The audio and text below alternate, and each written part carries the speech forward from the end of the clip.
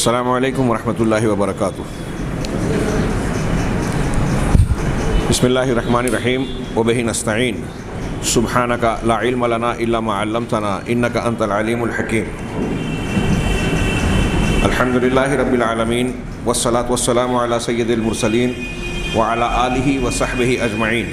ومن تبعہم بإحسان الی یوم الدین۔ اعوذ باللہ من الشیطان الرجیم،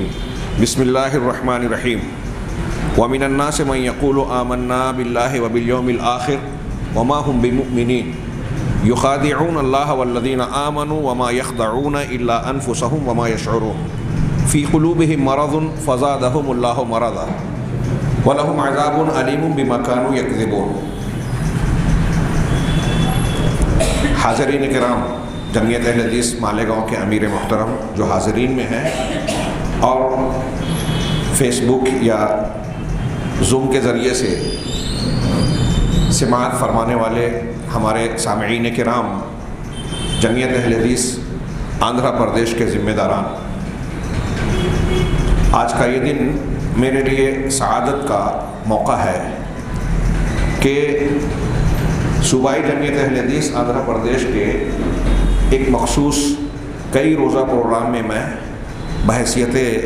مقرر کے حصے دار بن رہا ہوں۔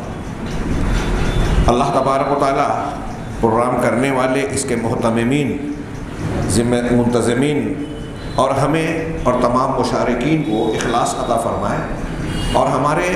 اس معاملے اور عمل کو دنیا اور آخرت کے لیے مفید بنائے۔ موقع بہت کم ہے، موضوع بہت اہم ہے اور بڑا وسیع اور پہلو دار بھی۔ جمعیت اہل حدیث آندھرا پردیش کو میں اس اعتبار سے بھی مبارکباد دینا چاہتا ہوں کہ محرم الحرام ہی نہیں، موجودہ حالات کی مناسبت سے انہوں نے جس پروگرام کو ترتیب دیا ہے اور تھوڑا موڑا جو مجھے اس کا علم ہو سکا کہ مختلف علماء کرام، میرے علاوہ دوسرے بڑے بڑے علماء، میں ایک چھوٹا عالم ہوں، ان کے ذریعے سے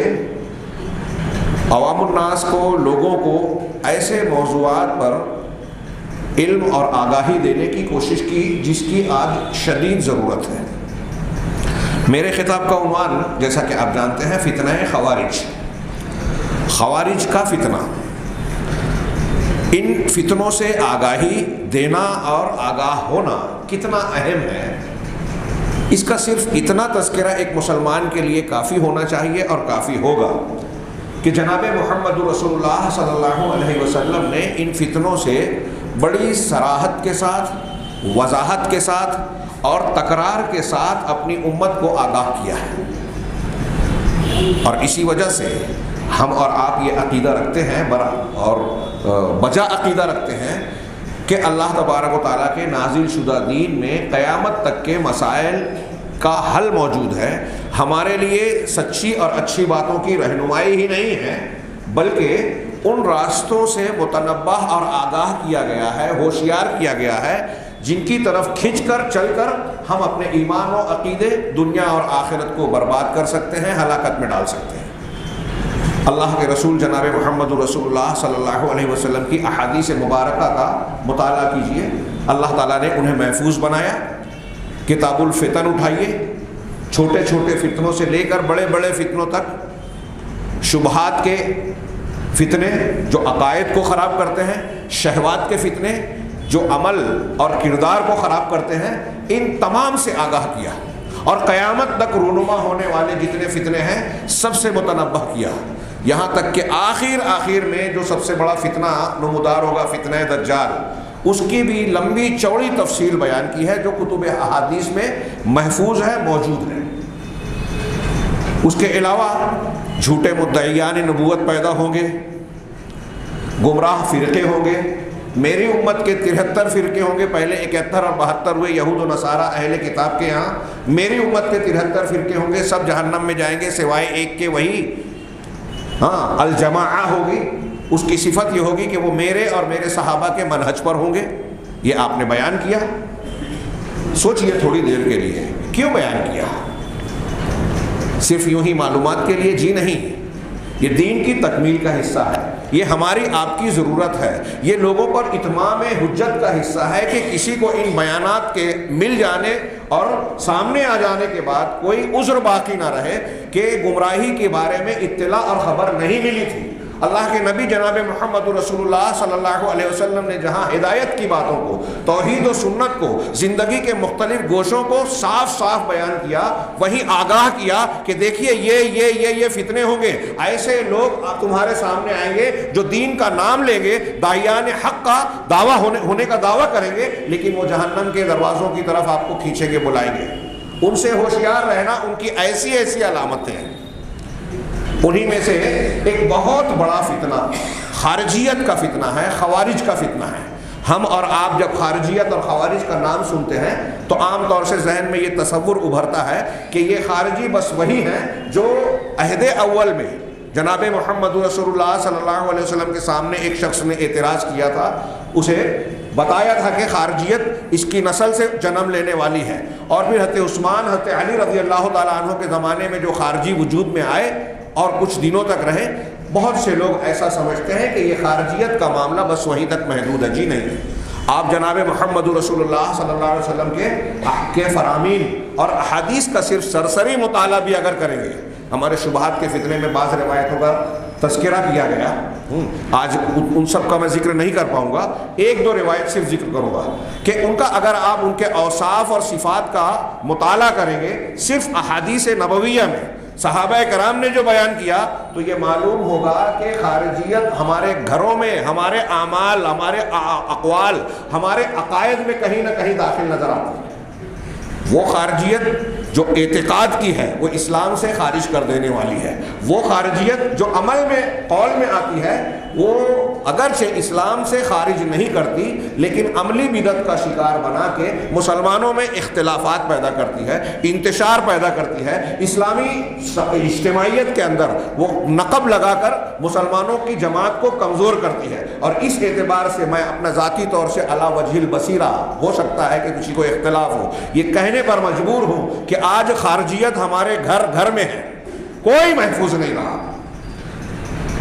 حکام کی، علماء کی مخالفت کرنا، آپس میں ایک دوسرے پر تنقید کرنا، دعات کے ٹانگ کھینچنا، دعوت کے کاموں میں رکاوٹ ڈالنا، ایک دوسرے کی مخالفت کر کے فتویٰ بازی کرنا، یہ چھوٹے پیمانے کی خارجیت تو گھر ہے، شخصیت میں نظر آئے گی۔ اہل الحدیث بھی اس سے محفوظ نہیں ہے۔ اور اعتقادی خارجیت تحریکیت کی شکل میں آج پوری دنیا میں پھیلی ہوئی ہے، جو نہ صرف یہ کہ مسلمانوں کے جسم واحدہ، امت واحدہ کے جسم کو جگہ جگہ سے کمزور اور فرقوں میں تقسیم کرتی ہے، بلکہ فتوی بازی کے ذریعے سے ایک دوسرے کے خلاف ایسی نفرت میں مبتلا کرتی ہے کہ مسلمان کی جان و مال کو حلال سمجھتا ہے، قتل و غارت گری کو عام کرتا ہے، بم دھماکے کر رہا ہے، اور ایسی حرکتیں جو کسی مسلمان کے لیے، مسلمان کے حق میں بلکہ دوسروں کے لیے بھی بعض حالات میں جائز نہیں ہے، اس کا ارتکاب کر کے اسلام اور مسلمانوں کی بدنامی کا باعث بنتا ہے، اسلام کے چہروں کو جو ہے بگاڑ رہا ہے۔ یہی وجہ ہے کہ نبی کریم صلی اللہ علیہ وسلم نے اس گروہ کو سب سے زیادہ بدترین مخلوق میں، خلیق اور خلیقہ میں سب سے زیادہ برا طبقہ قرار دیا۔ آئیے، وقت کم ہے، ہم یہ دیکھیں کہ یہ خارجی ہیں کون۔ چند اوصاف کا روایات اور سلف کے اقوال اور ان کی تعریف کی روشنی میں تذکرہ کریں۔ میں نے کہا بہت کم وقت ہے، اور پھر صرف ان صفات کی روشنی میں غور کریں، تاریخ میں کیا کیا نقصانات ہوئے اشارہ کر سکیں گے، اور آج ہمارے گرد پیش میں خارجیت کی مختلف شکلیں جو موجود ہے فتنے کی شکل میں، اس سے ہم کو اپنے آپ کو، اپنے نوجوانوں کو متنبہ کر کے ہوشیار رہنا اور بچانا ہے۔ یہ ضروری ہے، اس کے لیے ہمیں اس کی معرفت حاصل کرنا ہوگی۔ جناب محمد رسول اللہ صلی اللہ علیہ وسلم نے جو فتنے اور جو پریشانی اسلام اور مسلمانوں کے خلاف اٹھنے والی گمراہیاں بیان کی ہیں، اس کا سیکھنا جاننا بہت ضروری ہے۔ وہ شخص اسلام کی خدمت اور حفاظت کر ہی نہیں سکتا جو اسلام کے ساتھ ساتھ جاہلیت کو بھی نہ جانے۔ حضرت عمر فاروق کا اس سلسلے میں بڑا مشہور قول ہے، آپ نے بارہا سنا ہوگا۔ میں آتا ہوں موضوع سے متعلق براہ راست چند امور کو پیش کرتا ہوں۔ سب سے پہلے خوارج کی تعریف کے سلسلے میں امام بربہاری، ان کی مشہور کتاب عقیدے کی کتاب ہے شرح السنہ، اس میں وہ کہتے ہیں کہ ومن خرج علی امام من ائمۃ المسلمین فهو خارجی وقد شق عصا المسلمین وخالف الآثار ومیتته میتۃ الجاہلیہ۔ یہ انہوں نے مختصر سی تعریف کی کہ جو شخص مسلمانوں کے ائمہ پر خروج کرے،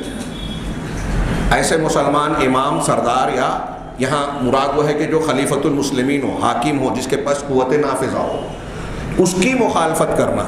آج کی شکل میں ہمارے یہاں کہتے ہیں کہ دنیا میں کوئی نہیں ہے، جدید دور کے خارجی یہ کہنے کی کوشش کرتے ہیں، حالانکہ جہاں کوئی مسلم حکومت ہے، اور خاص طور سے جیسے سعودی عرب، وہاں صاف اعلان ہے کہ اس ملک کا دستور قرآن و سنت ہے، اور ظاہر میں حتی الامکان ہمیں اس کی تنفیذ نظر بھی آتی ہے۔ لہٰذا وہاں کی حکومت ایک معنی میں کچھ اعتراض ہو سکتا ہے، اسلامی حکومت ہے۔ ہمارے یہاں بعض تحریکی ایران میں صرف تھوڑا سا اعلان ہو گیا خمینی کے آنے کے بعد کہ حدود شرعیہ کا نفاذ ہوگا، خوب ڈھنڈورا پیٹا حکومت اسلامیہ ایران۔ ایرانی حکومت کبھی اسلامی حکومت رہی نہیں اور ہو بھی نہیں سکتی۔ موجودہ جو عقائد کے حاملین وہاں قابض ہیں، اگر وہ نافذ بھی ہو جائیں، قائم بھی ہو جائیں، تو یہ نہیں ہوگا کہ اس وقت تو جب رافضیت کا ہم تعارف کریں گے تو پتہ چلے گا کہ رافضیت اسلام کی مخالف تحریک کا نتیجہ ہے، اور یہ خارجیت کے سکے کا دوسرا رخ ہی ہے، شیعیت۔ اور تکفیر میں سب سے اول قدم، بعض علماء کہتے ہیں کہ سب سے زیادہ کافر قرار دے، مسلمانوں کو گناہ کی وجہ سے کافر قرار دینے میں سب سے آگے خارجیت ہے۔ بعض علماء کہتے ہیں کہ ان سے بھی آگے رافضی ہیں، جنہوں نے صحابہ میں سے 3-4 کے علاوہ کسی کو نہیں چھوڑا، سب کو مرتد و کافر قرار دے دیا۔ ہمارے سامنے کچھ اقتباسات ہیں لیکن شاید وہ پیش نہ کر سکوں وقت کی قلت کی وجہ سے۔ یہ امام بربہاری نے تعریف کی کہ ائمہ مسلمین، مسلمانوں کے اماموں کے مخالفت کے خلاف جو خروج کرے وہ خارجی ہے۔ اب یہ اعلیٰ پیمانے پہ جو ہوگا، باقاعدہ جو بغاوت کرتا ہے وہ خروج ایک معنی رکھتا ہے۔ چھوٹے پیمانے پہ اگر مسلمانوں کی کوئی جماعت ہے، گروہ ہے، علماء، ائمہ، جماعت کے ذمہ داران کوئی کام کر رہے ہیں، ایسا کام جس سے منہجی طور پر آپ متفق ہیں، لیکن اگر کوئی جزوی اختلاف ہوتا ہے تو آپ ان کو کمزور کرنے کے لیے، جیسا کہ آج ہمارے یہاں سیاسی مزاج، جمہوری مزاج، کل کے درس میں شبہات کے فتنے میں نے کہا کہ یہ جو خارجیت کا مزاج ہے اس کو جمہوری مزاج سے کافی تقویت ملی ہے کہ ہر کس و ناقص اپنی رائے کو تھوپنا چاہتا ہے، امام علماء کی رائے کو کوئی اہمیت دیے بغیر، ان کی باتوں کی تفصیلات کو جانے بغیر اپنی بات کو ہر اچھے برے چھوٹے بڑے معاملے میں جو ہے رائے پیش کر کے تھوپنے کی کوشش کرتا ہے، اور بغیر کسی گہرے غور و فکر اور بصیرت کے ہر معاملے میں تنقید کرتا ہے۔ یہ جمہوری مزاج،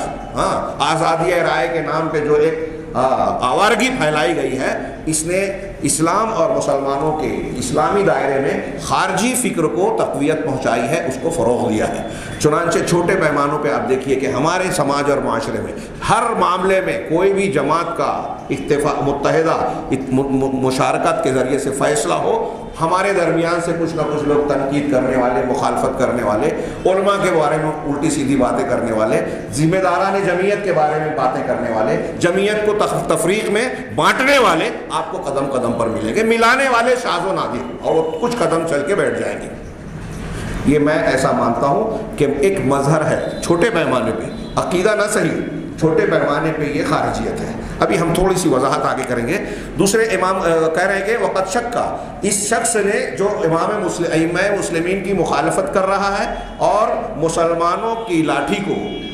اکٹھا ہو جانے کے بعد اس میں جو ہے اس کو پھاڑ رہا ہے، یعنی جماعت کے اندر تفریق ڈال رہا ہے، تو اس کی موت جاہلیت کی موت ہوگی۔ اہل جاہلیت کے یہاں اتحاد و اتفاق، اجتماعیت کا تصور نہیں تھا، امام کو امام ماننے کا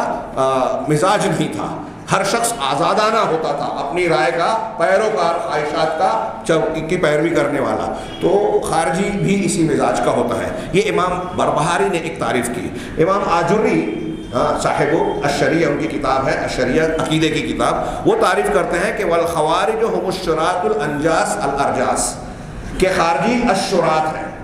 جو پلید اور گندے لوگ ہیں، عقیدے کے اعتبار سے گندے اور پلید ہیں. میں نے اس سے پہلے کل کے درس میں بتایا تھا کہ یہ شرات اپنے آپ کو بیچنے والا کہتے ہیں کہ ہم نے اپنی جانوں کو اللہ سے جنت کے بدلے میں سودا کر لیا ہے، جیسا کہ قرآن میں مومنین کی صفت بتائی گئی، اس لیے ان کا ایک نام الشرات بھی ہے. وما کان من علی مذہب سائر الخواجج یتوارثون ھذا المذہب قدیما و حدیثا، اور جو لوگ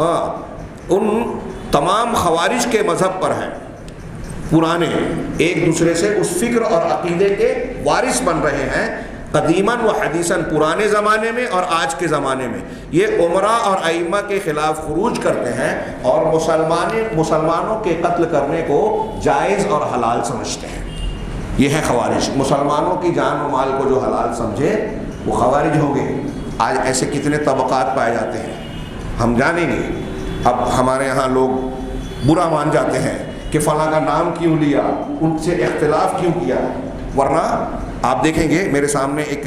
لمبی چوڑے اقتباسات ہیں شیخ ابراہیم الرحیلی کی کتاب کا. اس میں انہوں نے موجودہ دور میں جو تکفیر عمومی سطح پر پائی گئی، جس کے نتیجے میں نوجوان پاگل سے ہو گئے، جنونی ہو گئے، اور پھر کہیں بم دھماکہ کر رہے ہیں، کہیں جنگ و جدال کی ٹریننگ لے رہے ہیں، اور پھر ان کو استعمال کیا. اور استعمال کرنے والے آپ گہرائی میں جائیں گے تو پتہ چلے گا کہ وہی لوگ ہیں جو اسلام اور مسلمانوں کو منظم طریقے سے بدنام کرنا چاہتے ہیں. یہود اور نصارہ بذات خود عالمی سطح پر چلنے والے دہشت گردی کے کھیل میں پیچھے نظر آئیں گے، اور ان کے سب سے بہترین اعلی کار مسلمانوں کے درمیان پائے جانے والے یہ تحریکی اور وہ نوجوان جو دین اور علم کم رکھتے ہیں، علماء سے تعلق ان کا کم ہے، اور وہ اپنے آپ کو دین کی تبلیغ کا اور دین کے قیام کا ٹھیکیدار بتاتے ہیں. ان میں متاثر ہیں جن لوگوں سے، جن سے یہ لوگ متاثر ہیں، ان میں سر فہرست میرے مخاطبین آندھرا پردیش کی جمعیت کے لوگوں سے میں تھوڑی سی معذرت چاہوں گا کہ آپ شیخ روحیلی اور دوسرے عرب علماء کی کتابیں دیکھیے، اور بہت سارے لوگوں کی آپ کو نظر آئے گا کہ وہ بیان کرتے ہیں کہ سید قطب صاحب فی ظلال القرآن، معالم فی الطریق، اور ان کی دوسری کتابیں ہیں، انہوں نے تھوک کے ساتھ جو ہے مسلمانوں کے کافر ہونے کا فتویٰ لکھا ہے. ان کی کتابیں موجود ہیں. کوئی ہم ایسی بات نہیں کہہ رہے ہیں جو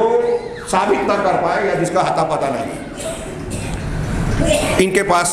حوالوں کے ساتھ صفحہ نمبر اور سطور کے ساتھ لفظ بلفظ ایسی عبارتیں نقل کی ہیں کہ آج کا سید قطب صاحب کہتے ہیں کہ آج کا اگر انہوں نے توبہ کی، اللہ ان کی توبہ قبول کر لے انتقال سے پہلے، ان کی مغفرت فرمائیں،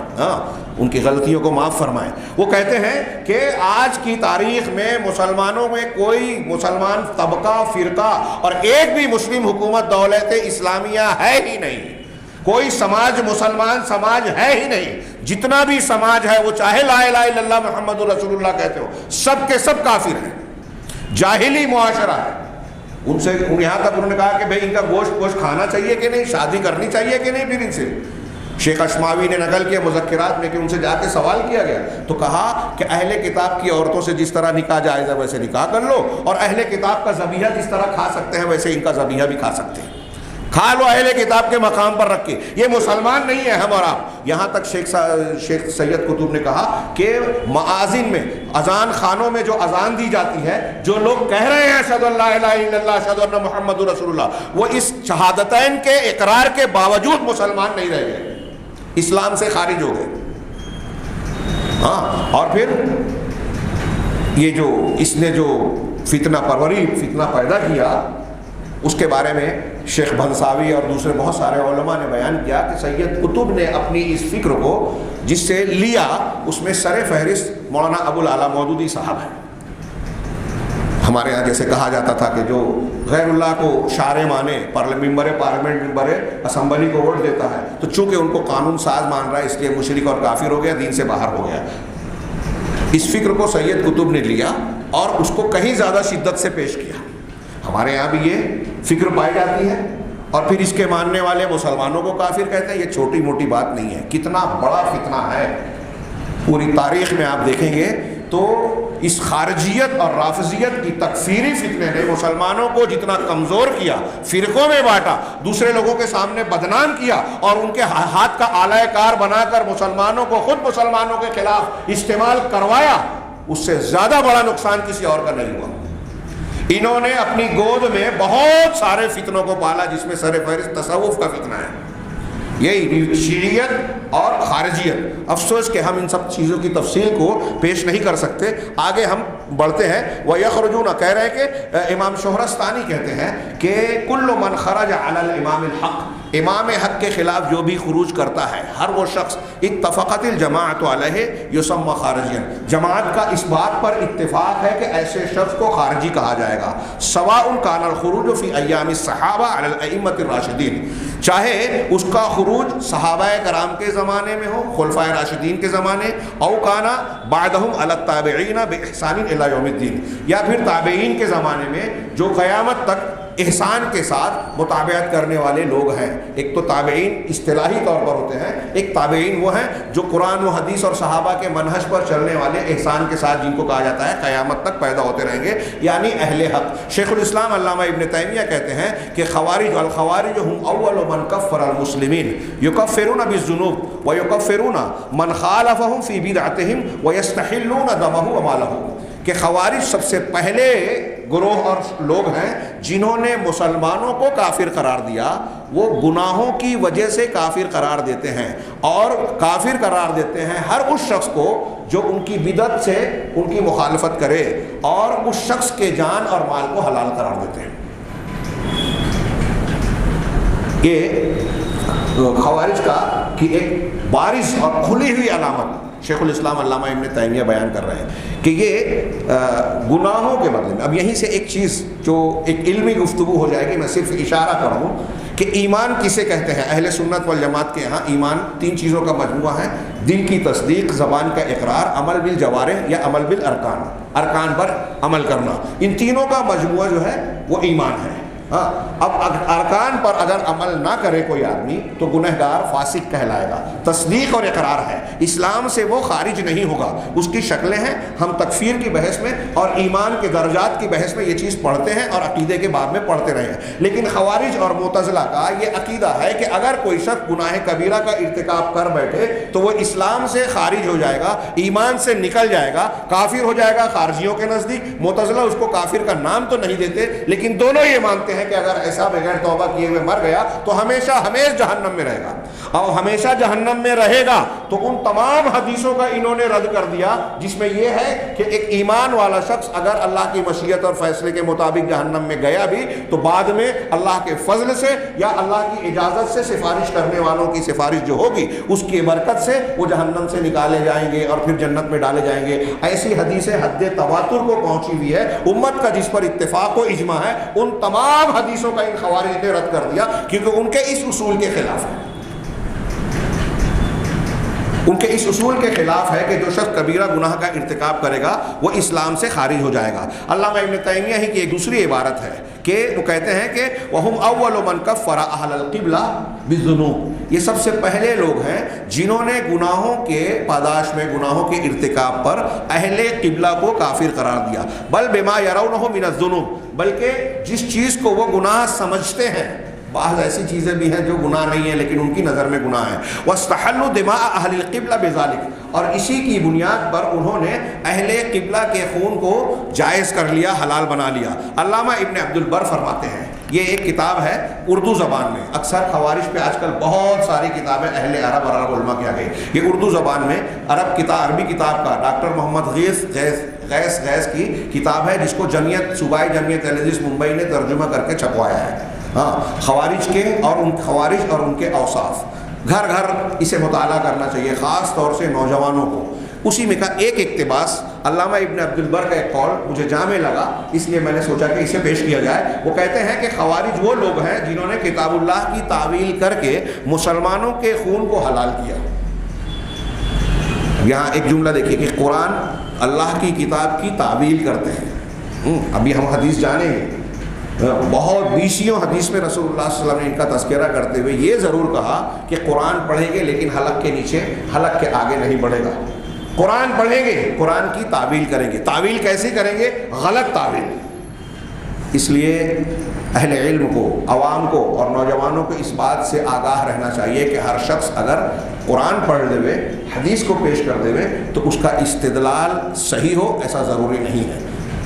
آگے ہم اس کو کچھ جانیں گے۔ انہوں نے کہا کہ انہوں نے مسلمانوں کے خون کو حلال کیا، انہیں گناہوں کے سبب کافر قرار دیا، گناہوں کے سبب کافر قرار دیا، اور ان کے خلاف تلوار اٹھائی، ان کی جماعت کی مخالفت کر کے، مسلمانوں کی اجتماعی فیصلے کی مخالفت کر کے حائضہ عورت پر نماز کو واجب قرار دیا۔ یہ خروج کی کچھ شکلیں بتا رہے ہیں کہ اسلام سے علامہ ابن کثیر، علامہ ابن حجر الاسقلانی نے خوارج کے نام رکھنے کی، خوارج کو خوارج کیوں کہا جاتا ہے، ان کے اور بھی نام ہیں، نجدات ان کا ایک طبقہ ہے، ازارقہ ہے، اسی طریقے سے ان کا نام شرات ہے، اہل النہروان ہے، حروری ہے، اور بھی کئی نام ہیں، اور ان کے تقریباً 20 یا 25 فرقے ہیں۔ ان تفصیلات کو پیش کرنے کا موقع نہیں ہے، تو کہنے کا مطلب کہ یہ جو خارجی ہیں ان کے بارے میں کہا کہ ان کو خارجی کیوں کہا گیا۔ علامہ ابن کثیر، علامہ ابن حجر اپنی اپنی عبارت میں یہ بیان کرتے ہیں کہ چونکہ یہ لوگ مسلمانوں کی جماعت سے الگ ہوتے ہیں، خروج کرتے ہیں، یہ ایک، اور دوسرا اسلام اور سنت کے دائرے سے خروج کرتے ہیں۔ دو باتیں دھیان رکھیے، دین اسلام اور اس کے احکامات سے خروج، تو اس کے خروج کی کچھ مثالیں دے رہے ہیں علامہ ابن عبد البر رحمہ اللہ، اور جماعت سے خروج، کہا کہ یہ جماعت کی مخالفت کر کے حائضہ عورت پر نماز کو واجب قرار دیا۔ ان کے نزدیک شادی شدہ زانی پر رجم نہیں ہے۔ آج ہمارے یہاں منکرین حدیث اور بعض عقل پرست جو کسی جماعت اور تحریکیت سے جڑے ہوئے ہیں، ان کے یہاں بھی اگر عقل میں نہیں آتی تو کئی حدیثوں کا رد کرتے ہیں، اور یہ بھی ایک روایت ہے جس ثابت شدہ حدیثیں ہیں کہ اگر کوئی شادی شدہ زانی مرد یا عورت زنا کرے گا تو اس کے لیے رجم کی سزا ہے، اور کنوارے کے لیے 100 کوڑا اور 1 سال کی جلاوطنی۔ لیکن یہ لوگ بھی، خوارج بھی اس کا انکار کرتے ہیں، اور ہمارے زمانے میں ہمارے بیچ میں بھی کچھ ایسے عقل پرست پائے جاتے ہیں، یعنی ان کو یہ کہنا چاہیے کہ وہ خارجیت کے اثرات ہیں ان پر، انکار حدیث کے اثرات ہیں، کہ انہوں نے بھی یہ کہا کہ اگر شادی شدہ زانی ہے تو قرآن سے ثابت نہیں ہے، اس لیے ہم نہیں مانیں گے، قرآن میں تھا اب نہیں ہے، منسوخ التلاوہ ہے۔ خیر، کہا بلکہ اسے حد کے طور پر 100 کوڑے مارے جائیں گے، یہ خارجی کہتے ہیں۔ ان کے خیال میں صرف بہنے والا پانی یا بہت زیادہ اکٹھا پانی ہی انہیں پاک کرے گا، اور دوسرا پانی سے پاکی حاصل نہیں ہوگی۔ اس کے علاوہ اور بھی بہت سی چیزیں ہیں جن میں انہوں نے مسلمانوں کی جماعت کی مخالفت کی۔ اس طرح دین میں انہوں نے نئی نئی چیزیں پیدا کر کے دین سے اس طرح نکل گئے جیسے تیر شکار کو چھید کر اس سے پار کر جاتا ہے۔ یہ علامہ ابن عبد البر کی، ایسے اور بھی اگر مسائل کو اکٹھا کریں تو ایک لمبی فہرست بنے گی کہ خارجی کن کن چیزوں میں اسلام اور مسلمان کے اجماعی اور متفقہ مسائل کی مخالفت کرتے ہیں۔ اس میں ایک مسئلے کا صرف میں ذکر کروں، یہ یہودی نصرانی غیر مسلموں کو قتل کرنے کو حرام کہتے ہیں، ان کے قتل کو ناجائز کہتے ہیں، اور مسلمانوں کے خون کو، ان کے بہانے کو حلال کہتے ہیں، بلکہ صرف حلال نہیں کہتے، یہ تک کہتے ہیں کہ یہ اللہ اور اس کے رسول صلی اللہ علیہ وسلم مسلمانوں کو قتل کرنا، ان جو ہم مسلمان ہیں ان کی فکر اور بدعت کے مخالف ان کو قتل کرنا یہود و نصارہ کے قتل سے زیادہ افضل ہے۔ یہ ان کا آخری اور مطلب ایک امتیازی مسئلہ۔ میں کچھ روایتیں، 2-3 روایتیں صرف پیش کروں، وہ بھی عربی چھوڑ کر، حاصل کلام۔ نبی کریم بخاری اور مسلم کی حضرت ابو سعید خدری رضی اللہ تعالیٰ عنہ سے مروی روایت ہے کہ آپ کے پاس مال غنیمت آیا، آپ نے 4 لوگوں کو دیا، مصلحت تھی، روایت لمبی ہے، اس تفصیل سے قطع نظر۔ تب ایک شخص جس کی آنکھیں دھسی ہوئی، پیشانی ذرا ابھری ہوئی تھی، اور بال سر کٹے ہوئے، بخاری کی ایک روایت میں یہ بھی ہے کہ خارجیوں کی ایک علامت ہوگی کہ بال کو مونڈے رہیں گے یا بال اکھاڑیں گے۔ تو وہ شخص آیا اور اس نے اللہ کے نبی صلی اللہ علیہ وسلم کو خطاب کر کے کہا، یا محمد اتق اللہ، یا محمد، اے محمد اللہ سے ڈریے، تقوی اختیار کیجیے۔ کس سے کہہ رہا ہے؟ نبی صلی اللہ علیہ وسلم سے۔ کوئی ایمان والا مسلمان شخص ایک پیغمبر سے اور جناب محمد رسول اللہ صلی اللہ علیہ وسلم سے اس طرح کی جرات، اس طرح کا خطاب کر سکتا ہے؟ گستاخانہ۔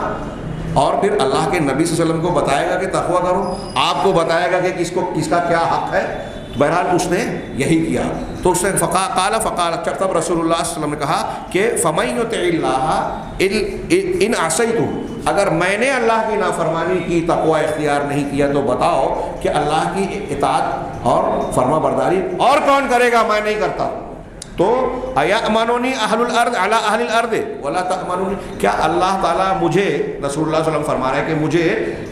زمین پوری دنیا کے لوگوں کے سلسلے میں امین سمجھ رہا ہے؟ جانتا ہے اللہ تبارک تعالیٰ. اللہ کی نظر میں میں سب کے لیے امانت دار ہوں, قابل اعتماد ہوں, اور تم مجھے امانت دار نہ سمجھو, ایمان لانے کے باوجود یہ بات کہہ رہے ہو. یہ کہنا تھا کہ آدمی جو ہے پیٹھ پہ, اسے کوئی شرمندگی نہیں ہوئی, معذرت نہیں کی. یہاں رک کے تھوڑی دیر کے لیے سوچئے, نبی صلی اللہ علیہ وسلم پر یہ اعتراض کر رہا ہے, تو آج کل ہمارے یہاں ایسے بہادر جو اچھی سچی باتوں پہ سمجھے بجھے بغیر علماء ارباب حل و عقد پر تنقید کرتے ہیں, ان کی باتوں کو سمجھے بغیر ان کی باتوں کی مخالفت کرتے ہیں, کیا ان کے اندر اس شخص کا جراثیم نہیں ہے, اس شخص کی فکر کا جراثیم نہیں ہے؟ آدمی پیٹ پھیر کر چلا, تب قوم میں سے ایک آدمی نے اجازت مانگی رسول اللہ صلی اللہ علیہ وسلم سے کہ اس کو قتل کرنے کی اجازت دے. راوی کہتے ہیں کہ ان کا خیال تھا کہ یرون انہ خالد, لوگوں کا خیال تھا کہ وہ خالد ابن ولید تھے. انہوں نے کہا کہ اس آدمی کی گردن اڑانے کی اجازت دیجیے. تب اللہ کے رسول صلی اللہ علیہ وسلم نے منع کیا اور کہا کہ ان من ذئ ھذا قوما یقرؤون القرآن لا یجاوز حناجرهم, اس شخص کی نسل سے اصل سے ایسی قوم نکلے گی جو قرآن تو پڑھیں گے لیکن ان کی گلے سے آگے یا نیچے نہیں بڑھے گا, قرآن آگے نہیں بڑھے گا. یقتلون اہل الاسلام ویدعون اہل الاوثان, یہ ایک ایک جملہ بہت قیمتی اور بہت اہم ہے, ایک ایک کتاب ہے. پہلا جملہ قرآن پڑھیں گے لیکن ان کے گلے سے نہیں بڑھے گا, اور آگے دوسری حدیثوں میں بخاری مسلم کی 10-20 حدیثوں میں آپ کو ملے گا کہ ان کے قرآن پڑھنے کو آپ دیکھیں گے. صحابہ سے اللہ کے رسول کہہ رہے ہیں تو تم اپنی قرأت کو ان کی قرأت کے سامنے حقیر سمجھو گے, کمتر جانو گے. یحقر احدکم قراءتہ مع قراءتہ وصلاتہ مع صلاتہ, اپنی نماز کو ان کی نماز کے سامنے حقیر سمجھے گا, اپنی قرأت کو ان کی قرأت کے سامنے حقیر سمجھے گا. قرآن پڑھیں گے لیکن گلے سے اوپر نہیں جائے گا. اب یہاں میں رک کر کہنا چاہتا ہوں, وقت بہت کم ہے, افسوس کی بات ہے کہ نوجوانوں کو اللہ کے رسول صلی اللہ علیہ وسلم کے اس فرمان سے خارجیوں کی پہچان, گمراہوں کی پہچان کے ساتھ ایک سبق, ایک بات خاص طور سے لکھ لینا چاہیے, ذہن و دماغ پر نقش کر لینا چاہیے کہ کسی کی ظاہری دینداری سے ہمیں متاثر نہیں ہونا ہے. عجیب معاملہ ہے, میں کیا بتاؤں. اسی کتاب میں آخر میں بتایا ہے کہ خارجیت کی ایک علامت یہ ہے کہ کسی واقعے اور ظاہری حقیقت کو دیکھ کر بہت جلدی متاثر اور مروب ہو جانا, اس کی گہرائی میں نہ جانا, علمیت کا فقدان, جہالت کا غلبہ, سطحیت. آج دیکھیے کہ اخبارات میں, ٹی وی چینلز پہ کوئی خبر آتی ہے, من کے مطابق نظر آتی ہے, فوراً اس پہ تبصرے, اس پر تنقید, اس کا رد عمل جاری ہو جاتا ہے. سعودی عرب کے بارے میں جھوٹی خبر آئی, اس پر عمارت کھڑی کر لی, ان پر تنقید کی. ابھی خبر آ رہی ہے کہ طالبان بڑھتے جا رہے ہیں, اس پر اس کی گہرائی میں جائے بغیر, ان کی فکر اور منہج کے بغیر, ان سے متعلق مختلف افکار کی عمارتیں کھڑی کرنا شروع کر دی. یہ خارجیت ہے, جہالت ہے. اہل علم کا یہ شیوا اور طریقہ نہیں ہے, اہل ایمان کا یہ. اور نبی پاک صلی اللہ علیہ وسلم نے اس سے متنبہ کیا ہے کہ ایسی ظاہری شکل و صورت اور دعووں کو دیکھ کر آپ متاثر نہ ہو جائیں. اگر ایسا ہوتا, اس طریقے سے آج کے یہ سوشل میڈیا پہ جو لوگ چلتے ہیں, لکھتے ہیں, بعض خبروں کو دیکھ کر, ٹی وی چینل پر دیکھ کر خارجیوں کی یہ کیفیت دیکھ لیں تو ان کے بارے میں کیا کہیں گے؟ بہت دیندار ہے. تھوڑی دیر کے لیے سوچئے, شبہات کے فتنے میں یہ باتیں عرض کر چکا ہوں. تھوڑی دیر کے لیے غور کیجئے کہ ایک آدمی ہمیں نظر آ رہا ہے کہ خوب قرآن پڑھ رہا ہے, خوب نماز پڑھ رہا ہے نا. اللہ کے رسول صحابہ سے کہہ رہے ہیں ان کی قرأت کے سامنے تم اپنی قرأت کو, نماز کے سامنے اپنی نماز کو, ان کے روزوں کے سامنے اپنی روزے کو حقیر اور کمتر سمجھو گے. اس کا مطلب وہ بڑے دیندار, نماز کے پابند, روزے کے پابند, قرآن کی تلاوت پابندی سے کرنے والے. یہ بری بات تو نہیں ہے, لیکن صرف یہ عمل کسی کے صحیح اور قابل اتباع ہونے کے لیے کافی نہیں ہے. نوجوان حضرات, آج ہمارے یہاں ایک شخص, الٹا سیدھا آدمی, رافضیوں کا ایجنٹ, میں کھل کر کہتا ہوں, جیسے وہ مرزا پاکستان کا, ہمارے ہندوستان میں وہ سلمان ندوی صاحب, صحابہ کرام پہ تنقید کرتے ہیں. اہل سنت والجماعت کے متفقہ عقیدے کے خلاف خارجیت اور رافضیت کا مظاہرہ کرتے ہیں. میں نام لے لوں تو کچھ لوگوں کو اعتراض ہوتا ہے کہ مولانا نام نہیں لینا تھا, ہو سکتا ہے ہمارے سامعین میں کچھ لوگ کہیں, اور وہ نام لے کر حضرت امیر معاویہ, حضرت عمرو بن عاص, صحابہ کرام کو تنقید کا نشانہ بنائے, جن کی روایت پر, جن کے اوپر ہمارے دین کی بنیاد کھڑی ہے. یہ صحابہ ہمارے قرآن کے, حدیث کے, پورے دین کے راوی ہیں. امام ابو زرع رازی کہتے ہیں کہ تم دیکھو کہ جو شخص صحابہ کو ہدف تنقید بنا رہا ہے، طعن و تشنیع کا مقام نشانہ بنا رہا ہے، تو جان جاؤ کہ وہ ملحد ہے، زندیق ہے، تمہارا اور تمہارے دین کا دشمن ہے، کیونکہ پورا دین ہم کو صحابہ کرام سے ہی پہنچا ہے۔ اور اللہ تبارک و تعالیٰ جو علیم و خبیر ہے، ہر چیز کا سے واقف ہے، اس نے اپنی کتاب میں ان کی رضامندی کا مظاہرہ فرمایا ہے۔ اللہ جانتا تھا کہ ان سے بھی بشری خطائیں ہوگی، غلطیاں سرزد ہوگی، ان غلطیوں کے باوجود اللہ نے کہا کہ اللہ ان سے راضی ہوا۔ تو جن سے اللہ راضی ہے ان سے ہم راضی نہ ہوں، یہ رافضی راضی نہیں ہے۔ ابوبکر صدیق، عمر فاروق، عثمان غنی، ان سب کو کافر اور ان کے ماننے والوں کو کافر، اور یہ خارجی جتنے بھی حضرت علی اور حضرت امیر معاویہ نے تحکیم کا مسئلہ جب اختیار کیا تو یہ کہتے ہیں کہ جن لوگوں نے حکم بنایا، صفین کے موقع پر صلح کرنے کے لیے حکم ادھر سے اور ادھر سے ایک بنایا گیا تھا، دونوں نے حکم بنایا، تو جن لوگوں نے حکم بنایا، جو حکم بنے وہ دونوں صحابی حضرت ابو موسیٰ اشعری، عمرو بن عاص رضی اللہ عنہما، اور جو لوگ اس پر راضی ہوئے، یہ خارجی کہتے ہیں کہ وہ سب کافر، تھوک سے انہوں نے کفر کا فتویٰ۔ اب تھوڑی دیر کے لیے سوچئے کہ یہ خارجیت اور رافضیت کی بنیاد پر اگر ان کی بات کو مان لیں، ان سے ہم جو ہے میل جول اور ان کے تعلق سے نرم گوشہ رکھیں، تو جب صحابہ کرام ہی مسلمان نہیں بچے تو ہمارا رب کا اسلام کہاں رہا؟ آپ قرآن کہاں سے مانیں گے؟ وہی راویان ہیں صحابہ کرام، حدیثیں کنہوں نے روایت کی، دین کس سے سیکھا، آگے کہاں سے بڑھا؟ اس بنیاد پر ہی ضرب لگا دی ان یہود و نصارہ کے ایجنٹوں نے۔ اسلام میں سب سے پہلے یہ خارجی پیدا ہوئے اور پھر ان کی کوکھ سے جنم لیا رافضیوں نے، اور رافضی دراصل عبداللہ بن سبا یہودی کی پروان چڑھنے والے تھے۔ ابھی ہم ان علامتوں پر غور کریں، انہی تناظر میں دیکھیں گے کس طرح یہ پروان چڑھے پیدا ہوئے۔ صرف 5 منٹ بچا ہے، اس میں کیا کیا سمیٹوں میری سمجھ میں نہیں آتا۔ یہ صرف حدیث کے الفاظ پر غور کیجیے اور پوری تاریخ میں غور کیجیے کہ لا یجاوز حناجرہم، ہاں قرآن ان کے گلے سے آگے نہیں بڑھے گا۔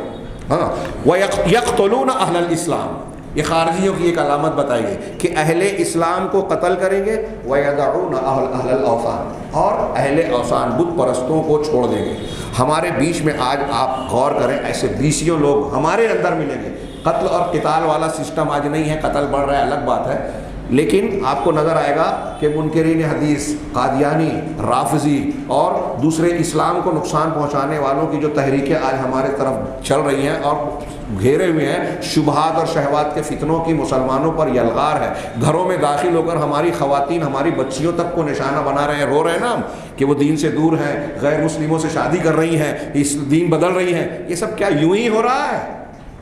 ہاں آنکھیں بند کر کے ہم مسائل سے آنکھیں بند کر لیں تو مسائل ختم ہو جائیں گے؟ یہ ساری سازشیں ہیں، منصوبے ہیں کفر کے، اور اس میں خارجیت کے جراثیم اپنا کام کر رہے ہیں کہ کوئی کسی کی سننے کو تیار ہی نہیں ہے۔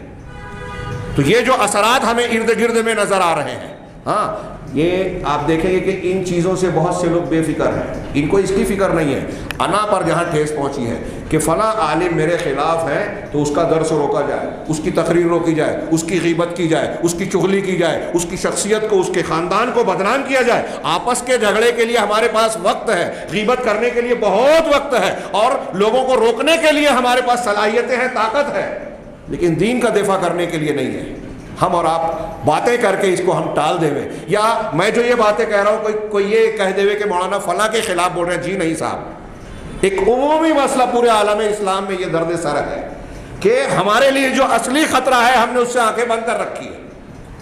اور آپس میں ہم لڑنے کے لیے بہت وقت رکھتے ہیں۔ یہ اس بات کی دلیل ہے کہ دین کے تعلق سے ہمارے اندر جذبہ عذبہ ہے نہیں، اخلاص ہے نہیں، جو ہے دکھاوا ہے۔ اگر اخلاص ہوتا تو چھوٹے موٹے آپس کے جھگڑوں کو ہم نظر انداز کرتے، جیسے صحابہ کرام میں تھا کہ ٹھیک ہے یہ ہوتا رہتا ہے، مسلمان بھائی ہے، ان کی غلطیوں کو ہم نظر انداز کر سکتے ہیں،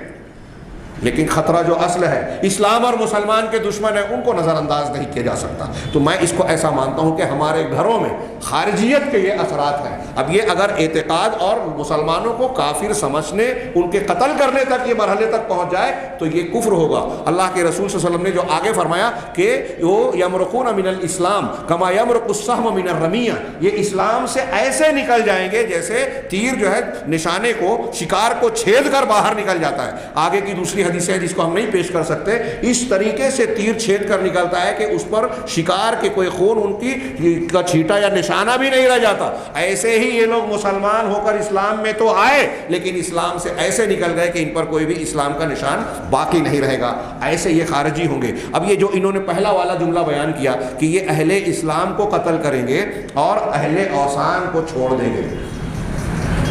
ایک جملہ اللہ کے نبی صلی اللہ علیہ وسلم نے فرمایا، اور خارجیت اور رافضیت میں دونوں کو جوڑ کر کہہ رہا ہوں، اور محرم الحرام کی اس مناسبت سے بہت اہم موضوع تھا یہ، لیکن وقت بہت کم ہو سکتا ہے کہ اس کے کچھ پہلو دوسرے علماء کرام کو دیے گئے ہوں۔ آپ غور کیجئے کہ پوری تاریخ میں، اب میں اگر بیان کرنا چاہوں، حضرت عثمان غنی رضی اللہ کے نبی صلی اللہ علیہ وسلم پر اعتراض کیا اس شخص نے، خارجیت کے ایک فکر کی گویا کا بیج پڑ چکا تھا۔ عبداللہ بن سبا وغیرہ آئے، حضرت عثمان غنی رضی اللہ تعالیٰ عنہ کے زمانے میں حضرت عمر سے زیادہ اسلام کا جو ہے زمین کا نقشہ جو پھیلا، دنیا کے اندر فتوحات حاصل ہوئی، 12 سال آپ خلیفہ رہے، ذو النورین آپ تھے، آپ کے فضائل اور جنتی ہونا، عشرہ مبشرہ میں سے ہونا ہم سب جانتے ہیں۔ ہاں، لیکن یہ سبائی ٹولہ جس نے ایک طرف بعد میں خارجیت کی بنیاد ڈالی اور یہ رافضیت کی، لیکن پہلے انہوں نے خارجی طریقہ اختیار کیا۔ دونوں میں نے کہا ایک ہی سکے کے دو رخ ہیں۔ انہوں نے لوگوں میں یہ پھیلایا کہ ارے یہ عثمان غنی انہوں نے بہت پیسہ اکٹھا کر رکھا،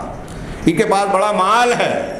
غلط طریقے سے اکٹھا رکھا۔ اب ہمارے یہاں ہے نا کہ کسی کی سن کر تحقیق نہیں کرتے، گہرائی میں نہیں جاتے، ہاں بھائی بہت پیسے والے ہیں، تو اب ان کے ساتھ ہوتے گئے۔ ہمارے یہاں بھی لوگ آ کے کوئی کان میں کسی عالم کے خلاف، کسی دین کا کام کرنے والے کے خلاف کوئی بات بولتا ہے، ہم اس کے پیچھے بھاگنے لگتے ہیں، اس بات کو پھیلانے لگتے ہیں، یہ ہے خارجیت۔ حضرت عثمان غنی کے خلاف پورے عالم اسلام میں انہوں نے پھیلایا۔ تفصیل کا موقع ہو یا آپ کتاب پڑھ سکیں تو آپ یہ جانیں گے کہ حضرت عثمان غنی رضی اللہ تعالیٰ عنہ نے اس فتنے کو روکنے کی بڑی کوششیں کی، میٹنگیں بیٹھائی، افراد کو متعین کیا، ہاں صحابہ کرام میں کئی لوگوں کو متعین کیا کہ جا کے ان کو سمجھایا بجھایا جائے، اس شہر سے اس شہر بھیجا گیا کچھ لوگوں کو، لیکن یہ اپنے کارکردگی سے باز نہیں آئے۔ پھر انہوں نے منصوبہ بنایا کہ ہم سب جو ہے ایسے ایسے لوگ ہیں، ان کی مخالفت کرنا ہے تو اب کھل کے کریں گے تو دقت ہوگی، حاجیوں کی شکل میں ہم حج کرنے جائیں، ہاں مکہ اور پھر مکہ سے مدینہ، اور وہاں اپنے معاملات کو جو ہے یہ انجام دینے، حاجیوں کی شکل میں گئے۔ اور اس موقع پر بہت سارے صحابہ مدینہ سے حج کے لیے مکہ آئے ہوئے تھے، اور انہوں نے مدینہ میں اپنی جو ہے کارگزاری کی، کچھ لوگوں کو جھوٹے خطوط دیے اور لوگوں کو گمراہ کرنے کے لیے۔ دیکھیے آج کل جو کر رہے ہیں نا، ہمارے یہاں لوگ بہت چالاک سمجھتے ہیں اپنے آپ کو، جھوٹے خطوط، جھوٹی تحریر، اس کے نام کی تحریر کہ انہوں نے ایسا کیا تھا، اخبار میں دیا، سوشل میڈیا پہ دیا۔ تو انہوں نے بھی کیا کیا کہ ایک خط حضرت عثمان غنی کے نام اور مہر کے ساتھ میں کچھ لوگوں کو دیا کہ جا کے وہاں پہنچاؤ، اور کچھ دور جانے کے بعد ان سے کہا کہ پہلے خط کھول کے تو دیکھو۔ خط کھول کر جب دیکھا تو پتہ یہ چلا کہ اس میں یہ لکھا ہوا ہے کہ یہ جو خط لانے والے ہیں ان کو قتل کر دینا۔ حضرت عثمان نے ایسا لکھا ہوا، بتایا یہ گیا کہ حضرت عثمان غنی یہ لکھ رہے ہیں کہ ہم جو خط لے کے جائیں گے امیر معاویہ کے پاس یا ان کے جو وفادار والیان ہیں ان کے پاس، تو ان کو حضرت عثمان یہ کہہ رہے ہیں اس خط میں کہ جو خط لایا اس کو مار دو۔ اب خط لے جانے والے بھڑک گئے، حالانکہ یہ سب سوچی سمجھی سازش اور بنا بنایا منصوبہ تھا۔ اس طریقے سے بھڑکایا گیا، حضرت عثمان غنی کو گھیرا گیا اور مدینہ کی حرمت کو پامال کر کے مسلمانوں کو قتل کیا گیا۔ حضرت عثمان غنی نے اپنے ماننے والوں کو شدت سے منع کیا کہ کوئی تلوار نہیں اٹھائے گا، اللہ کے اس نبی کے اس مدینہ کی حرمت کو پامال نہیں کرے گا۔ لہذا صحابہ کرام اور آپ کے موافقین خاموش رہے۔ بالآخر حضرت عثمان غنی کو انتہائی مظلومانہ شہید کیا گیا، جس کا کوئی نوحہ و ماتم اور تذکرہ نہیں لوگ کرتے۔ کربلا کے شہید سے زیادہ مظلومانہ شہادت حضرت عثمان غنی رضی اللہ تعالیٰ عنہ کی تھی۔ یہ بھی شہید وہ بھی شہید، تذکرہ ان کا ہوتا ہے، کیونکہ اس کے بنیاد پر اہل بیت کی محبت کا ڈھونگ رچا کر اسلام اور مسلمانوں کے خلاف ایک لمبی چوڑی سازش رچی گئی اور آج تک جاری ہے، اور لوگ بے وقوف بن رہے ہیں۔ بہرحال حضرت عثمان غنی کا معاملہ خارجیت سے جڑا۔ حضرت عثمان غنی کے بعد حضرت علی کے زمانے میں جب صفین کا واقعہ ہوا، وہیں سے ان خارجیوں کا جو ہے ظہور ہوا کہ جب انہوں نے حکم بنایا دونوں طبقے نے کہ مسلمانوں میں صلح کرائی جائے، تصفیہ کرایا جائے، تو ان لوگوں نے تلواریں اٹھا لی، ارے ان الحکم الا للہ، حکم تو صرف اللہ کا ہے، تم انسان کو کیسے حکم بنا رہے ہو؟ حضرت علی رضی اللہ تعالیٰ عنہ نے ان کے جملے کو سن کر یہ کہا تھا، کلمۃ حق ارید بہا الباطل، یہ بات سچی ہے، قرآن کی آیت کا ٹکڑا ہے، حکم صرف اللہ کا، لیکن یہاں جو اس کا مقصد ہے باطل مراد لینا ہے۔ ایسے ہی آج کے زمانے میں جتنے تحریکی وَمَن لَّمْ يَحْكُم بِمَا أَنزَلَ اللَّهُ فَأُولَٰئِكَ هُمُ الْكَافِرُونَ، آگے موقع نہیں ہے، وقت پورا ہو چکا ہے، اس لیے میں یہی کہہ رہا ہوں کہ جو یہ کہتے ہیں کہ جو اللہ کے نازل شدہ حکم کے مطابق فیصلہ نہ کرے وہ کافر ہے، اور اس بنیاد پر آج کی تاریخ میں یہ جو تحریکی ہیں، وہ اخوانی ہو یا کوئی اور ہو، سروری ہو، ہاں ڈاکٹر اسرار صاحب ہو یا دوسرے لوگ جن سے لوگ متاثر ہو کے بڑا لائک کرتے ہیں کہ ان لوگوں نے اپنے قوانین بنا رکھے ہیں، یہود و نصارہ کے قوانین میں سے کچھ چیزوں کا استعمال کیا، لہٰذا جتنے حکام مسلمان حکام ہیں سب کے سب کافر ہیں، جتنے ان کے موافق علماء اور کبار مشائخ ہیں وہ سب کے سب اسلام سے خارج ہیں، سارے مسلمان جو ان کے موافقین ہیں وہ سب بھی دین سے باہر ہو گئے۔ یہ سب جاہلی معاشرہ ہے۔ اب اس کے نتیجے میں جب سب کافر ہیں تو ان کے جان مال مباح ہے۔ ہاں، حضرت عثمان غنی کے بعد حضرت علی، پھر حضرت علی سے یہ الگ ہوئے، ایک صحابی کے بیٹے حضرت عبداللہ بن خباب بن ارد کو قتل کیا، ان کے گھر جا کے ان کے بچے کو قتل کیا، ان کی ام ولد لونڈی کو قتل کیا، ان کا مال چھین لیا، حضرت علی نے خوب بہا اور ان کا قصاص لینے کا ارادہ کیا، تو ان خارجیوں نے کہا کہ ہم سب نے قتل کیا، چنانچہ حضرت علی نے ان کے خلاف لشکر کشی کی، نہروان کی جنگ ہوئی، اور پھر ان کا لمبا چوڑا قتل ہوا۔ ان کو جب دیکھا گیا تو حضرت علی نے کہا کہ اس میں ڈھونڈو کہ کوئی ذوالثدیہ تو ہے یا نہیں، اس کے سینے پر جو ہے وہ ابھرا ہوا گوشت، ہاتھ کے بازو پر، وہ روایت کا حصہ ہے، موقع نہیں ہے۔ تو جب دیکھا گیا تو وہ آدمی ملا جس کو اللہ کے رسول صلی اللہ علیہ وسلم نے فرمایا تھا کہ اس شخص کو جو قتل کرے گا وہ مسلمانوں کے گروہ میں جب اختلاف ہوگا تو اختلاف کے وقت یہ خارجی نمودار ہوں گے، اور یہ اس وقت ان کے اندر ایسا آدمی ہوگا اس کو وہ گروہ قتل کرے گا جو حق سے زیادہ قریب ہوگا۔ اس پر حضرت علی نے جب اس شخص کو دیکھا تو سجدہ شکر ادا کیا، سجدے میں گر پڑے کہ شکر ہے کہ اللہ کے رسول صلی اللہ علیہ وسلم جو پیشنگ ہوئی تھی اس کو ہم نے قتل کیا، یہ ایسا شخص۔ دیکھیں نبی کریم صلی اللہ علیہ وسلم کی بات سچی ہوئی اور آپ کی یہ نبوت کی دلیل ہے کہ آپ کی پیشنگ ہوئیاں درست ثابت ہوئی۔ تو میں یہ عرض کر رہا تھا حضرت عثمان حضرت علی کا زمانہ، پھر واقعہ کربلا ہوا، اس سے پہلے اس کے بعد جو ہے مدینہ میں جو ہے واقعہ حرہ۔ اب یہ ایک بڑا اختلافی موضوع بن گیا، واقعہ کربلا پر جمعرات کو لمبا چوڑا خطاب انشاءاللہ ہوگا۔ واقعہ حرہ، مدینہ کے لوگوں نے حضرت یزید کے ہاتھ پر بیعت کی مدینہ سے جا کر، اور واپس آنے کے بعد وہ بیعت توڑ دی۔ تب یزید نے ابن عقبہ، مسلم ابن عقبہ کیا نام تھا، ان کو ان کی سرکردگی میں لشکر بھیجا، یہ بغاوت تھی۔ اب یہاں کچھ لوگ اس سے بھی استدلال کرتے ہیں، میرے سامنے جو کتاب ہے اس میں بحث کی گئی، اگر کوئی اچھے لوگوں نے کہیں غلطی کی ہے،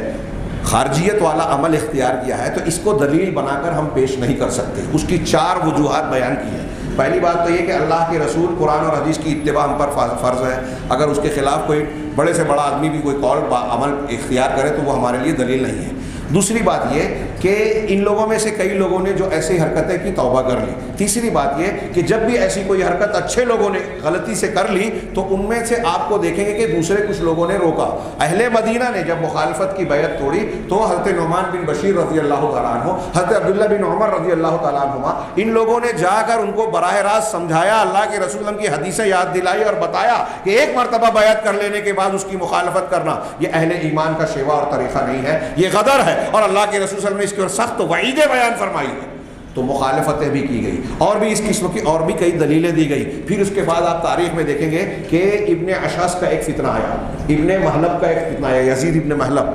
ان میں سے ایک ایک فتنے میں مسلمانوں کی تلوار سے خود مسلمان ابن اشعث فتوحات کر رہے تھے، یہود و نصارہ کی سرحد پر پہنچ گئے تھے، لیکن وہاں حجاج بن یوسف کا ایک خط ملا اور اس پر ناراض ہو کے آپس میں مشورہ کیا، جواب میں خط بھیجا، کیا ہے وہ حجاج بن یوسف نے جب سخت خط لکھا، سردی کے موسم میں انہوں نے روکنے کی درخواست کی، اس پر انہوں نے سخت خط لکھا تو حجاج کے باغی بن گئے، اور جو ولید عبد الملک بن مروان خلیفہ تھا اس کے اور اس کی بیعت کو توڑ کر مسلمان علاقوں پر قتل عام کرتے ہوئے لوٹ گئے۔ تو اہل علم نے لکھا کہ اب تک جو غیر مسلموں کو قتل کر کے وہاں اسلام پھیلانے جا رہے تھے، اب وہاں سے رک کر ان سے مصالحت کر لی غیر مسلم بادشاہ سے کہ آپ ہمارا ساتھ دیں، ہم حجاج کی اینٹ سے اینٹ بجائیں گے، اور پھر مسلمانوں کا قتل شروع کر دیا، ان کی عزتیں لوٹی، مال لوٹا، قتل عام کیا۔ یہ خارجیت کا نقصان ہے، اور یہ ایک دو نہیں، پوری تاریخ میں ایسے بیسیوں واقعات۔ اور پھر اہل کتاب اس میں بیان کیا گیا کہ جدید دور میں اگر آپ دیکھیں تو مصر میں، الجزائر میں ہاں، اور مختلف ملکوں میں یہ خارجیت کی مختلف شکلیں سر اٹھاتی رہی، اور ان تمام معاملات میں اہل علم ان کو سمجھاتے رہے۔ خارجیت کے جو اوصاف بیان کیا ہے علماء نے، وقت زیادہ ہو چکا ہے، میں صرف ایک ایک جملہ کہہ سکتا ہوں جبکہ وہ تفصیل طلب باتیں ہیں، کہ یہ لوگ، ان لوگوں کے درمیان آپ کو اہل علم علماء کم ملیں گے۔ یہ دوسری بخاری مسلم کی ایک حدیث میں ہے کہ سیخرج فی آخر زمان، آخر زمانے میں کچھ ایسے لوگ نکلیں گے، ہم قوم احداث الاسنان، کم عمر لوگ ہوں گے، نوجوان کم عمر، ہاں، سفہاء الاحلام، بے وقوف اور کم عقل ہوں گے، ان کے اندر بصیرت نہیں ہوگی، یقولون من قول خیر البریہ، بڑی چکنی چپڑی اور لوگوں میں بڑی اچھی بات کریں گے، تقریر بڑی اچھی کریں گے، زبان و بیان بہت زوردار ہوگی، ہاں، آپ تقریر سن کے متاثر ہو جائیں۔ یہ میں یہی کہتا ہوں کہ دیکھیے ان چیزوں سے متاثر نہیں، ان کو لائک نہیں کرنا ہے موبائل پر، ویب سائٹس پر۔ اللہ کے رسول نے فرمایا کہ یہ قرآن پڑھیں گے لیکن ان کے حلق سے آگے نہیں بڑھے گا، دین سے اس طرح نکلیں گے جیسے تیر شکار سے نکلتا ہے۔ جب تم ان سے ملو فَإِذَا لَقِيتُمُوهُمْ فَاقْتُلُوهُمْ فَإِنَّ فِي قَتْلِهِمْ أَجْرًا، ان سے ملو تو ان کا قتل کرنا، اس لیے کہ ان کے قتل کرنے میں اجر ہے۔ اب یہ ہم اور آپ موجودہ ماحول میں نہیں کر سکتے، اس کے لیے جو شرائط ہیں جہاد کی، مخالفت کی، قتل اور قتال کی، اس کی ان شرائط کے ساتھ میں یہ کیا جائے گا، قیامت کے دن اس کا اجر ملے گا۔ ان کو لائک نہیں کرنا ہے ہمارے نوجوان، ان کو جن کو قتل کرنا چاہیے، اللہ کے رسول کہہ رہے ہیں کہ ان کی مخالفت کرنا چاہیے، ان سے بچنا چاہیے۔ ہمارا نوجوان ان کو لائک کر رہا ہے، ان کی تقریریں سن رہا ہے، اور ان کی تقریروں کو سن کر علماء کو، مسلمانوں کے بزرگوں اور بڑوں کو جو ہے نشانہ تنقید بناتے ہیں، مخالفتیں کرتے ہیں۔ تو یہ کہہ رہے ہیں کہ یہ احداث الاسنان صفہاء الاحلام، ان روایتوں سے اور دوسری روایتوں سے یہ ثابت ہوتا ہے کہ ان کے اندر اہل علم کی کمی ہے۔ حضرت ابن عباس رضی اللہ تعالیٰ عنہ جب ان کے مناظرے کے لیے گئے، یہ 12,000 تھے قریب، ہاں، حضرت علی نے بھیجا تھا، تو ان سے ان کے 3 اعتراضات تھے، تینوں کا جواب حضرت ابن عباس نے دیا۔ اپنی تقریر کے آغاز میں حضرت ابن عباس رضی اللہ تعالیٰ عنہ نے کہا تھا کہ تمہارے پاس انصار اور مہاجرین کے اہل علم نظر نہیں آتے، یعنی ان کے پاس علماء نہیں ہے، اہل علم نہیں ہے۔ تو آپ دیکھیے خارجیوں کے یہاں، اسی لیے جدید دور کی خارجیت کے تعلق سے لوگوں نے کہا کہ آپ دیکھیں گے کہ یہ جو اچھل کود مچاتے ہیں، یہ علماء، ان کے ساتھ آپ کو گہرے علماء نہیں ملیں گے، جو ہیں بھی تو وہ گہری بصیرت والے، گہرے علم والے نہیں ہیں، بلکہ ان کے بارے میں نظر آئے گا کہ یہ جو بڑے بڑے کبار، تجربہ کار، گہری نگاہ والے جو علماء ہیں دنیا کے اندر، یہ ان کے فیصلوں کی، ان کے فتووں کی مخالفت کرتے ہیں، ان کے خلاف فتوے بازی کرتے ہیں، اور کم علم لوگوں کو اونچے اونچے القاب دیتے ہیں کہ یہ علامہ ہیں، یہ فلاں ہیں، یہ ڈھما ہیں۔ جدید خارجیت کی علامتیں بتائی ہیں علماء نے ان حدیثوں کی روشنی میں، اور اتنا ہی نہیں بلکہ جو ان میں کم علم ہے وہ اپنے آپ کو فتوے کے مقام پر نصب کرتے ہیں۔ فتویٰ دینے کے لیے اپنے آپ کو پیش کرنا یہ کوئی چھوٹی موٹی بات نہیں ہے۔ عام عالم دین جو ایک علم رکھتا ہے، تدریس کرتا ہے، اہل علم آپ دیکھیں گے تو اس کے باوجود لوگ کہتے ہیں کہ علماء میں فتویٰ دینے کے لائق اسے سمجھنا چاہیے جسے دوسرے بڑے علماء یہ شہادت دے کہ ہاں یہ آدمی فتویٰ دینے کے لائق ہے۔ صرف یہ کہہ دینا کہ وہ بہت اچھا استاذ ہے، وہ بہت اچھا لکھتا ہے، وہ بہت اچھی تقریر کر دیتا ہے، یہ فتویٰ دینے کے لیے کافی نہیں ہے۔ فتوے کی قابلیت اور گہرائی الگ ہوتی ہے، اور آج کل ہم دیکھ رہے ہیں کہ ایک آدمی عالم بھی نہیں ہوتا، ہاں، وہ اپنا چینل چلا رہا ہے، سوال و جواب کی نشست مقرر کرتا ہے اور سوال و جواب دے رہا ہے، فتویٰ دے رہا ہے۔ یہ خارجیت ہے، یہ میں نہیں کہہ رہا ہوں، صاحب کتاب کہہ رہے ہیں۔ پھر حضرت عثمان غنی کو جو گھیرا تھا، حضرت علی کے خلاف جو مظاہرہ کیا تھا، اور پھر اس کے بعد کے واقعات جو ہوئے، اس کی روشنی میں اہل علم نے باقاعدہ اس موضوع پر کتابیں لکھی ہے، العرب علماء نے، کہ جو آج کل جمہوریت کے نام پر یہ مظاہرے ہوتے ہیں، احتجاج ہوتے ہیں، حکومت کے خلاف احتجاجات کی مختلف شکلیں، ہڑتال اور بہت ساری اس قسم کی جو حرکتیں اختیار کی جاتی ہے، یہ سب جو ہے خارجیت کا حصہ ہے، قرآن و حدیث میں اس کی کوئی جگہ نہیں ہے۔ تو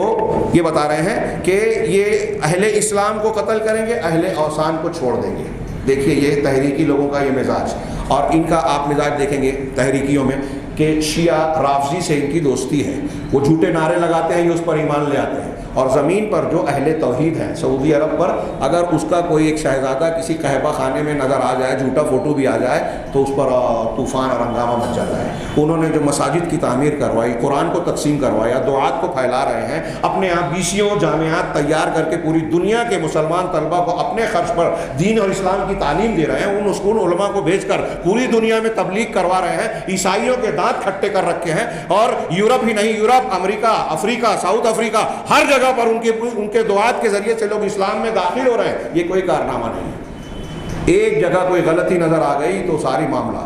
اور ترکی، ایران، ان کے یہاں قبر پرستی ہو رہی ہے،